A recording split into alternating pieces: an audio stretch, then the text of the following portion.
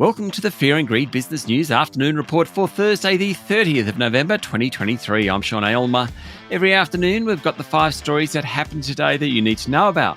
Story number 1, the S&P ASX 200 closed up 0.7% today to 7,087 points after a very big spike at the end of the day. Industrials did best, but that sector had plenty of friends, including tech stocks, financials and consumer staples. Much of the trading at the moment is on the economic cycle. Will interest rates rise again in the US and in Australia? Macquarie Group led the banks higher, rising more than 2%, while Westpac jumped more than 1%. James Hardie Industries today rose 2.5%. Transurban was up 1.5% and Woolies was up more than 1%. It was a tough day for the energy stocks with Origin and AGL both off 2.4%.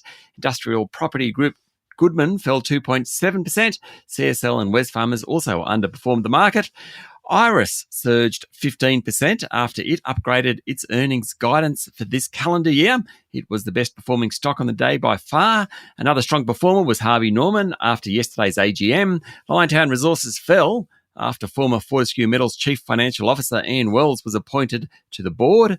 Worst on the day, though, was Core Lithium, down 3.5%, and shares in North Queensland copper explorer Cooper Metals, not on the ASX, a smaller company, rocketed 60% after it reported significant and high-grade copper hits from its drilling at its Brumbury Ridge project.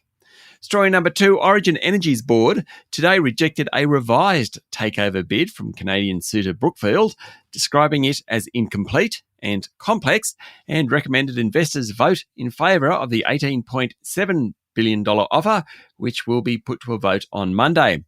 A shareholder vote was supposed to be held a week ago, or last Friday. It was postponed after Brookfield and a consortium backed by US investment group EIG lobbed an alternate offer.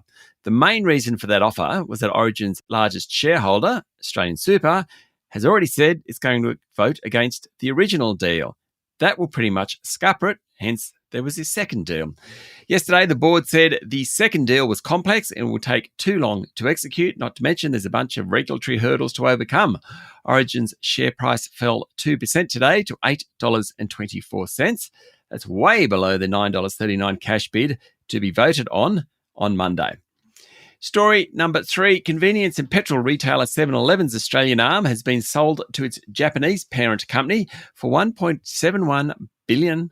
7-Eleven owns about 750 stores across the country, and according to media reports, it has sold to Japan's 7&I Holdings, which owns the 7-Eleven global license. 7&I fought off competition from ASX-listed fuel distributor and refiner Ampol and US private equity firm Platinum Equity. 7-Eleven's shareholders, the Withers and Barlow families, will exit the convenience and petrol retailer after acquiring the Australian license back in 1977. They're a lot wealthier as well.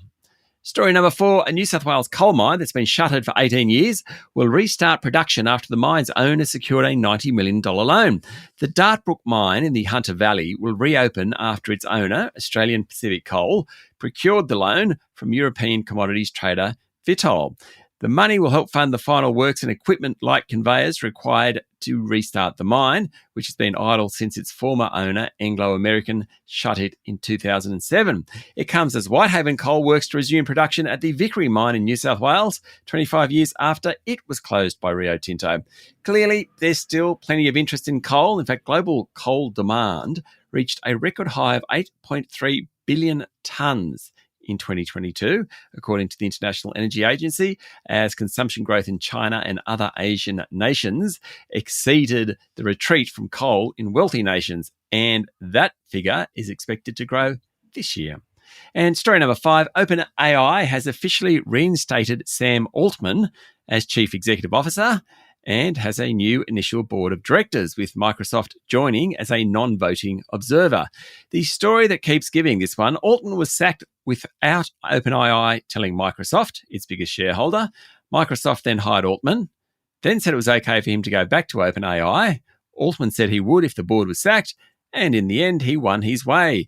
OpenAI also said that Mira Murati, who had been Chief Technology Officer until Altman's ousting when she was briefly named interim CEO, is once again the company's CTO. OpenAI's co-founder Greg Brockman will return as the company's president after he quit in protest over Altman's firing. That's it for the afternoon report for the 30th of November 2023. Michael Thompson and I will be back tomorrow morning with a Friday edition of Fear and Greed Business News. I'm Sean Aylmer. Enjoy your evening.